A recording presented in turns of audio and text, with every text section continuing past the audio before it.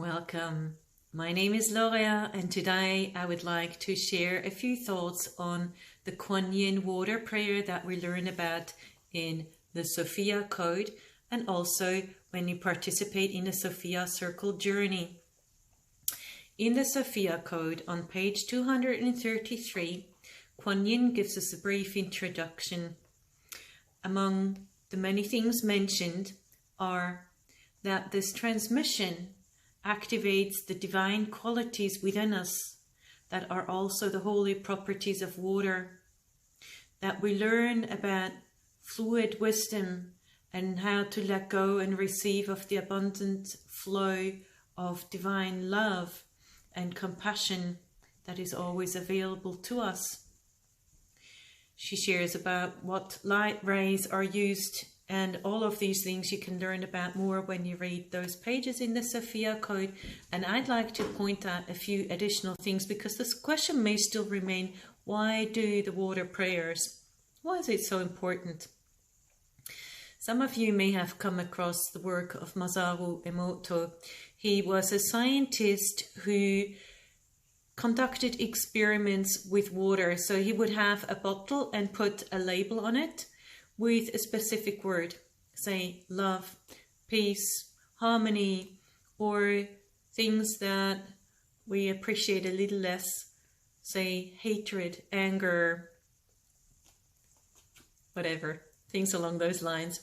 He also analyzed water from dams, lakes, rivers, city tap water, and so on. And his findings were really astounding and showed us in a visible manner what happens to water, how it absorbs energy and remembers what it was exposed to. So briefly, the water that was exposed to words that we perceive as nice, or that was exposed to beautiful music or to a beautiful flower, those water droplets would form beautiful crystals. And a lot of tap water or water that has been heavily polluted would not form crystals at all.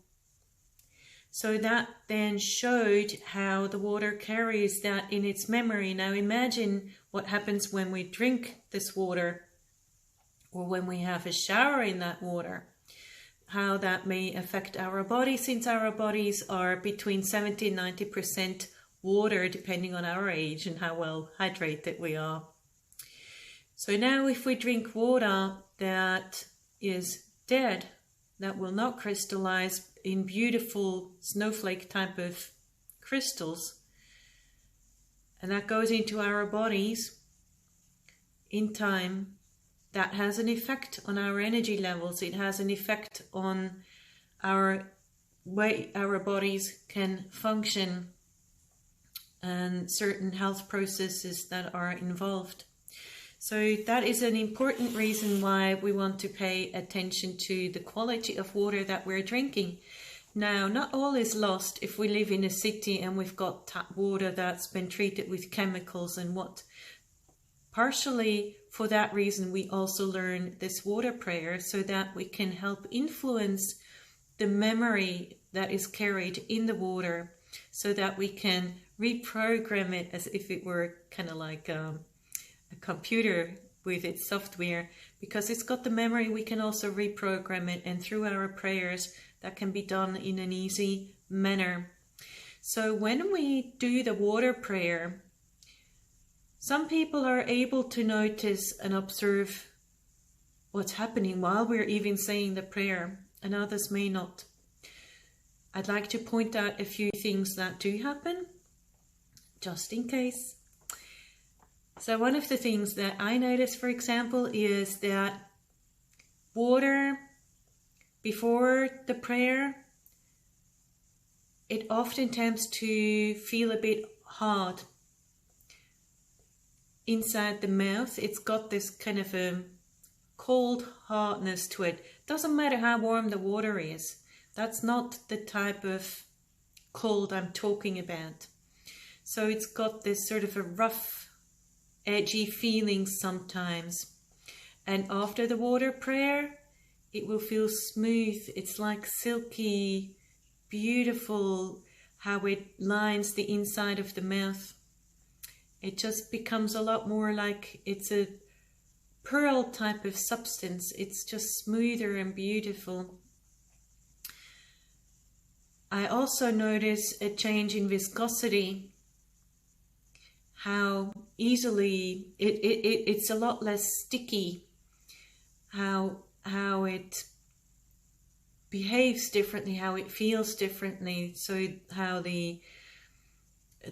this may not make sense to a lot of scientifically oriented minds, but the way it flows changes.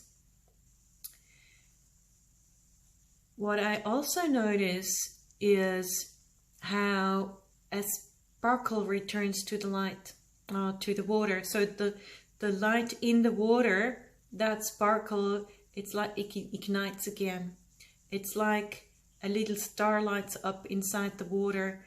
And then when you look at the water bottle, I'll show you mine. This is my blessed water bottle. So this water, in comparison to other water, it will have lots and lots and lots and lots and lots and lots of little sparkly, almost like little stars.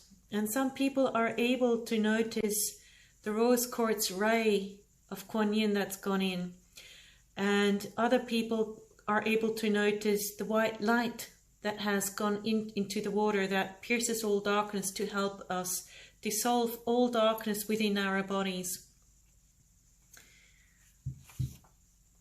I also noticed during the prayer, which I thought is kind of interesting, is that the prayer does not just go into my water bottle. I notice all of these processes happening in here in my own body, how all of a sudden like the light sparkles go on. And it kind of makes sense because we're praying to the water and there's so much water in our bodies. It's not just going into the bottle. It works straight away for our own beautiful bodies so that they can heal a bit quicker, so they can let go of that darkness. So, water prayer, a good idea? You be the judge yourself.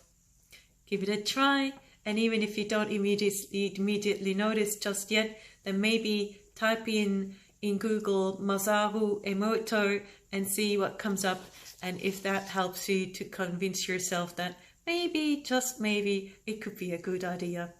And if you'd like to get really in a good swing with things and get used to doing this and let it help you honor yourself, nurture yourself, and be more present with yourself and with the water and appreciate it more for all that it does for us, then maybe you'd like to join a Sophia Circle Journey with me. I invite you to go and check it out on my website, www.lifemasteryjourneys.com. It will be my great pleasure to talk to you soon. Looking forward to meeting you. Until then, blessings and all the best.